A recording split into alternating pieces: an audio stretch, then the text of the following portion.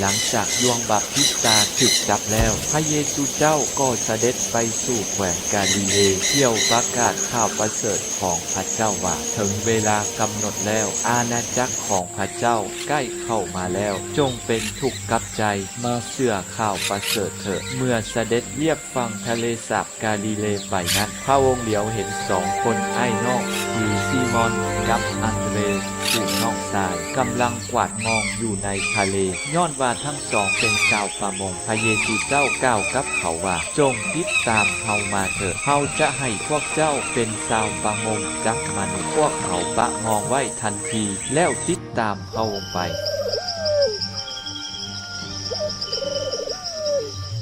อีกบ่ไกลพระเยซูเจ้าเหลียวเห็นยาโคเบ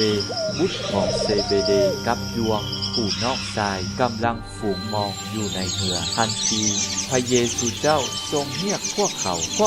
ก็ปะเซเบเดผู้บิดากับพวกลูกจ้างไว้ในเรือและติดตามพระองค์ไป